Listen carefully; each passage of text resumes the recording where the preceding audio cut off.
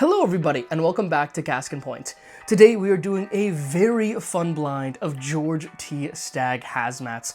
So a little while ago we tried the brand new George T Stagg 2025. Now this vintage has been breaking all the headlines because it's hazmat. It's 142.8 proof, one of the highest proof George T Staggs ever released. And considering George T Stagg is already one of the most hyped releases every single year, because it's also one of the best releases every single year, the fact that it's broken that hazmat barrier for the first time since 2016, well, I think a lot of people are excited to get their hands on it. The secondary market is still around $1,000, and I don't really think it's gonna go that much lower than that. Maybe we'll see $800, $900, but I just don't know if we're ever gonna see the $500, $600 range like we're seeing with other George T Staggs from 2023 and 2024.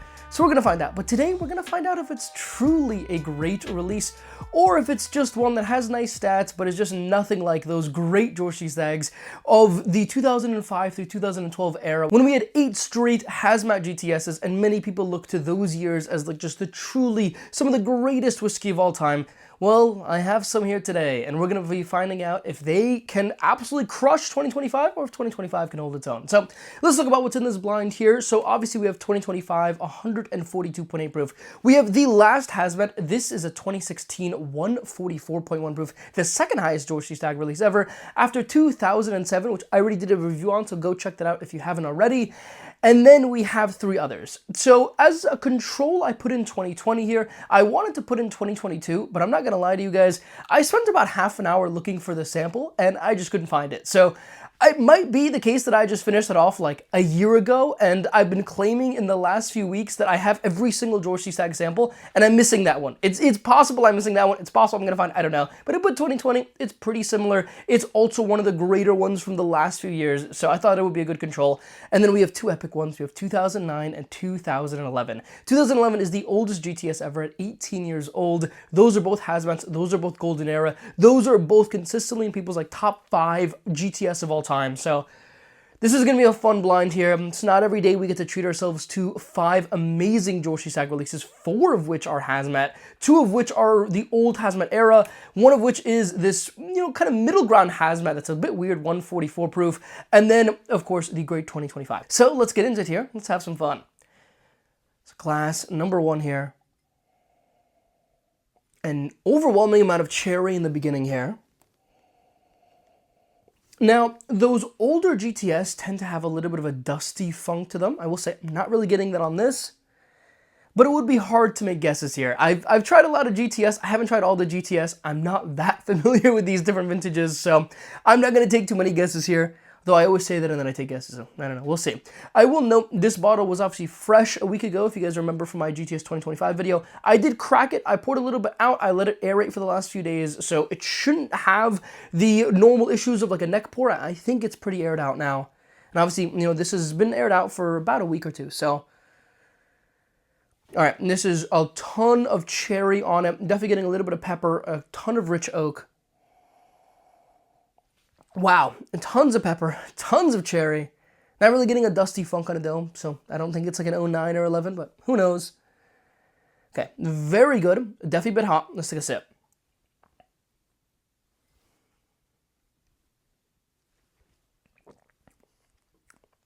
It's a really nice, really deep cherry on it. That maraschino cherry candy to it. Pepper, oak. I'm not going to lie to you guys. I think this is the 2025. Just tried it. I don't know. It's going to be funny if it's not. It obviously might not be, but it's incredibly reminiscent of the 2025 we just tried. So it could be the 2020. Don't think it's going to be the 2009 or 2011. But I don't know. You guys get to make fun of me because one of these days I'm going to make a call out like that and you guys are going to say, wow, you're just totally wrong. And you guys know right now if I'm right or wrong. So I don't know. But immediately to me, it's very good. It's very proofy. Yeah, it's very cherry forward, very oak forward, very good. I think I'm around a 9 on it. Let's go on to glass number 2. Okay, this is a bit more caramel on it. Good amount of vanilla, tons of rich oak, also smelling pretty hot.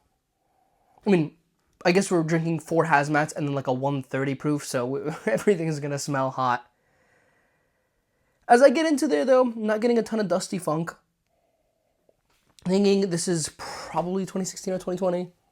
Look at me taking guesses when I said I wouldn't. Now, this is good. It's more caramel. I'm not liking it on the nose as much as glass number one. I think it's not really particularly fruity. I love Buffalo Trace fruit. That's what I really look for in my Buffalo Trace. And this to me, it has the sweets on it of the caramel, the vanilla, some maple on there. Very sweet and still very good. Not particularly fruity. Let's take a sip.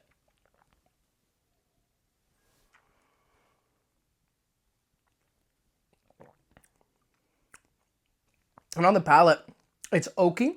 It's spicy, it's caramel, vanilla, definitely getting some cinnamon, nutmeg on there, definitely getting a very rich oak, a nice barrel char on it, a little bit of like marshmallow on it.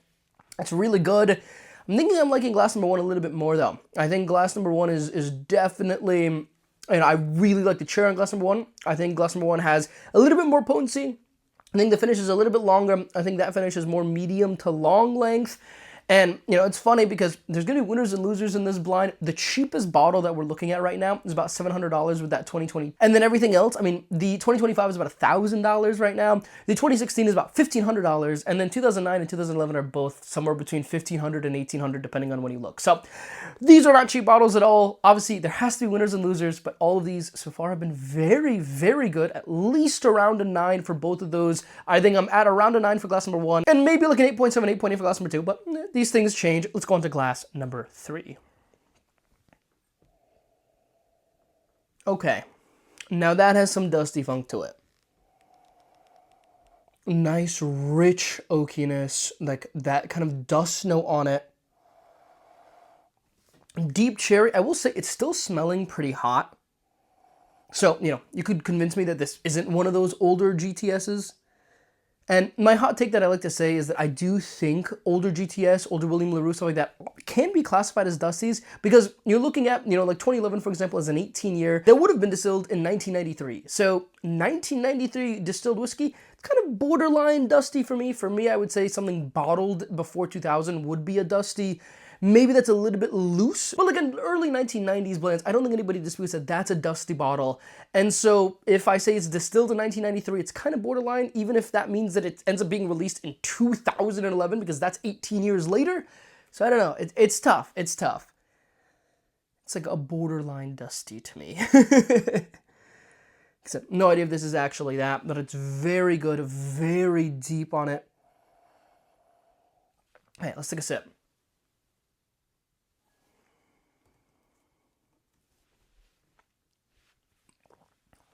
Wow, just fills the palate. Tons of like really nice sweet oak varnish on that one. Vanilla, cherry, it's very well balanced. It is a little bit more elegant. Those older GTSs, to me, tend to taste a little bit more elegant. Like I said, no idea if this is one of those, and it's okay if it's not. 2016 also could end up having that. I've never done a 2016 versus 2011 blind, whatever, so I really don't know 2016 too well. I've only ever tried it once, and I had very little of it, so I'm not confident at all what I think 2016 is.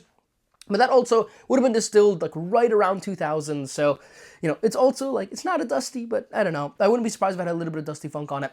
So I do think that that really sweet oakiness, very good. I'm thinking I'm liking at least as much as glass number 1, probably slightly above for me. Very delicious. Let's go on to glass number 4. Similar nose to glass number 3 here. I'm definitely getting some like really nice oak varnish on it. Definitely a little bit of a dusty element there. Like I said, there's 3 things that could end up having that, and totally possible that, you know, we've had 2 of them right here. But who knows, right? I guess you guys know. I don't know. Super sweet oakiness on it, and some vanilla on it. Not a ton of cherry. I think I was getting a little bit more cherry off of glass number 3. Love cherry. Cherry is the best. Dusty cherry, modern cherry, maraschino cherry, cherry candy, all these things. I love cherry. My girlfriend likes to make fun of me sometimes when I'm like eating a random piece of food, and she starts being like, oh yes, this has cherries in it, because I just say cherries and I love cherries. And she'll say that when I'm not drinking whiskey. It's like I'm eating like a piece of cake and she's like, it tastes like cherries, right? I don't know if your girlfriends or fiancés or wives or anything make fun of you guys for that, but very good. Let's take a sip.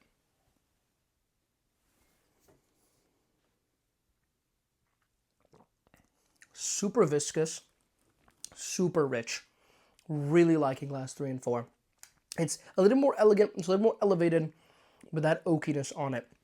It's like being inside of a library, and it's like a sweet vanilla cream with that oak. Not as much cherry on it. I think I might like glass number 3 slightly more. Very close. They're both probably in the low 9s for me. Very delicious pours. Let's go on to glass number 5.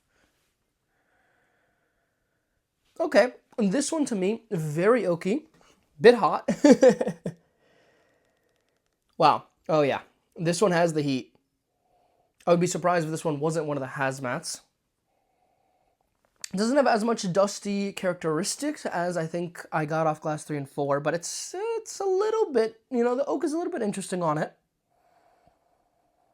Maybe that's a 2016. It's kind of a middle ground. I don't know. Yeah, it's just really hot. You know, this could actually be the 2025 or the 2020. Yeah, I'm getting caramel, I'm getting vanilla, but honestly, I'm just also getting a ton of heat.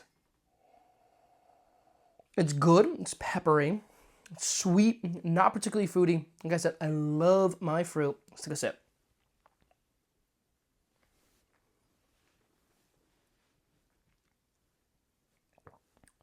Wow.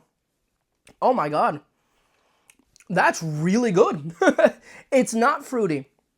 It has a little bit of like orange, a little bit of cherry, but it's really primarily oaky, vanilla, maple, really rich and full-bodied. Wow, it's really nice. There's a deep, rich oakiness to it. Akin to like, you know, the old Elijah Craig Pirate batches that, you know, I have some bottles of over here. Like, these have a certain oakiness to them that I just think is so, so good. And you know what? Kind of got a little bit of that on this one. Like, it's really deep, rich, and oaky. Like, it's not just your typical, oh yes, this is like a Kentucky oak, but it's like a deeper, richer, like more of like a barrel charcoal kind of thing going on with some marshmallow. That's really, really nice here. I think right now I have glasses 3 and 4 in the front. I think I have glass 5 really close to them, and then I think I'm at glass 1 and then glass 2. I think that's kind of my initial ranking here, but these things always change. So let's go back, let's give some rankings, let's give some ratings. All right, so let's begin with glass number 2 here.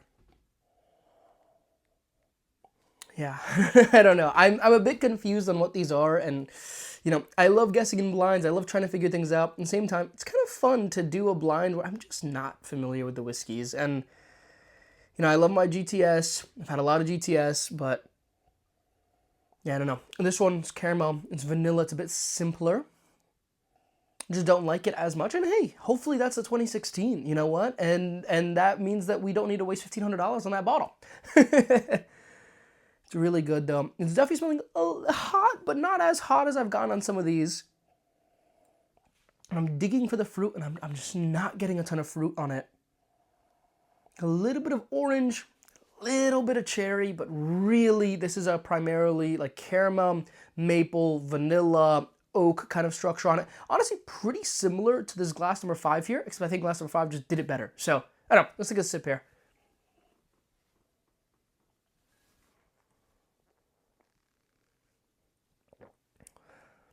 Yeah, it's really good. You kind of got this like spice candy in it. It's really nice.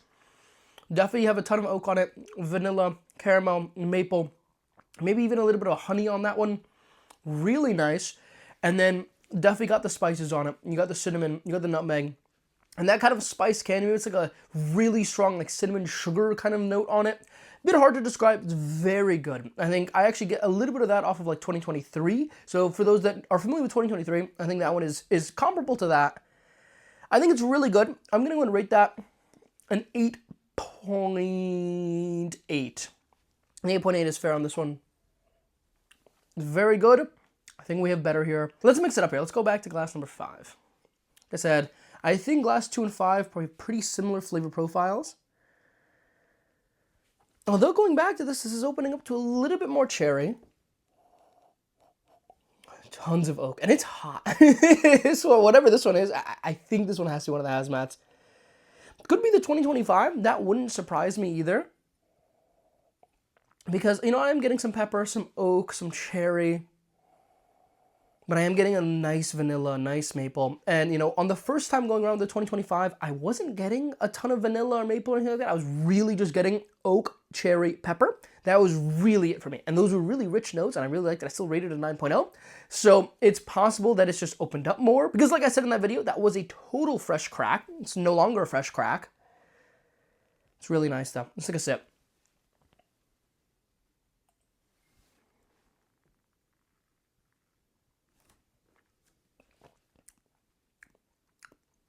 That's great.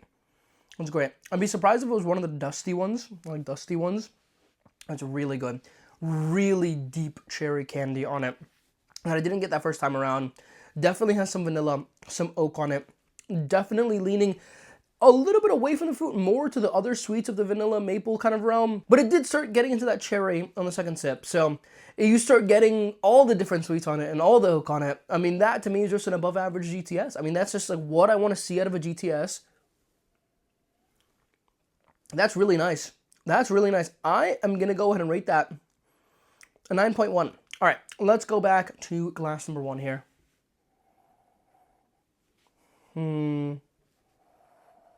It's a rich oakiness, and there, oh, that cherry is beautiful. I mean, that cherry on the nose on this one, better than the cherry, definitely off of glass 2 and 5. I mean, glass number 3 had a nice cherry on it, but glass number 1, that cherry is, that's beautiful. I mean, that is just amazing. That I could smell all day. Oh, that's so, so good here. Let's take the final sip.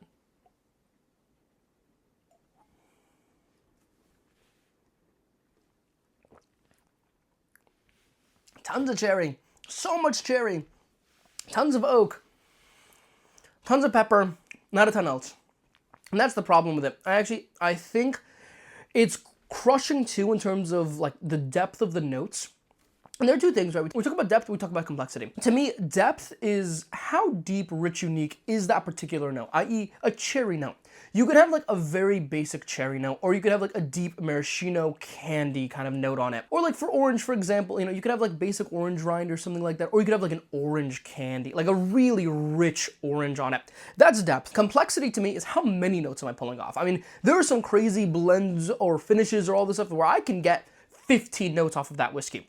GTS to me tends to do really good in both realms. I will say, I think this is killing it on depth. I think the particular notes on it are deeper than anything in glass 2 and 5. I do think it's lacking the complexity. I think I just got more notes off of glass number 5, which is why I'm leaning towards it. And I do love the cherry and I love the oak. And I think this is still a great GTS. It's going to be a 9.0. But I do think that glass number 5 is just going to be slightly better because it's winning off in the complexity here. Really, really good. Let's go back to glass number 4.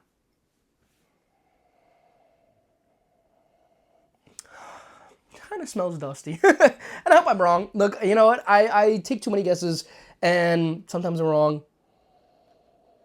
Could be 2016. I'd be surprised if this was the 2020.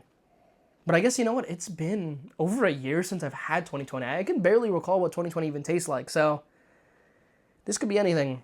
But I will say, there's a dusty element to it, there's a marshmallow element to it, almost like a double oak, and that kind of oakiness. With some nice caramel, with some nice vanilla. I mean, that's a complex pour. Let's take a sip.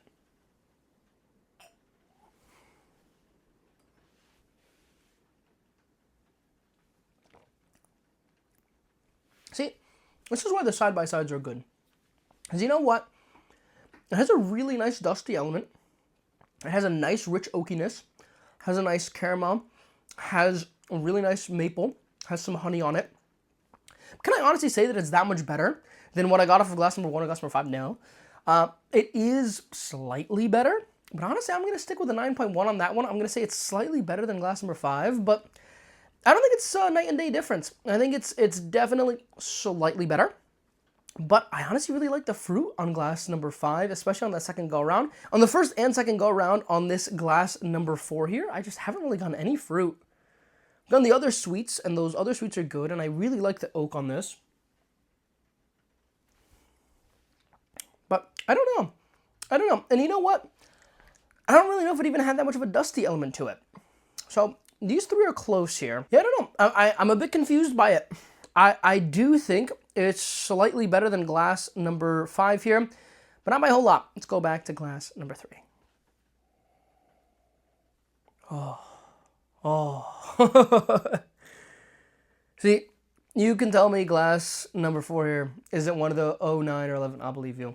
But this glass number 3, that's an all-time great. Whatever it is, I hope it's 2016. I hope it's 2025. You know, I hope it's whatever the cheap. I hope it's 2023. That's the cheapest one. It's not even in this blind. I hope it's 2023 because that's amazing. Let's take this final step here.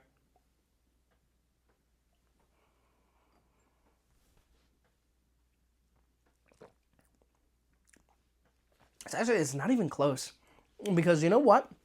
It's a lot of the elements that I was getting off of glasses 4 and 5, but more cherry. You know what I love? I love cherry. It has a dusty funk to it. It has caramel to it. It almost has a little bit of chocolate on it. It has vanilla cream. It has maple. It has honey. It has so much going on, and it has some nice baking spices, and it has an incredible oak structure to it. That's an amazing pour of whiskey. I'm rating that a 9.3. It's definitely my favorite of the flight.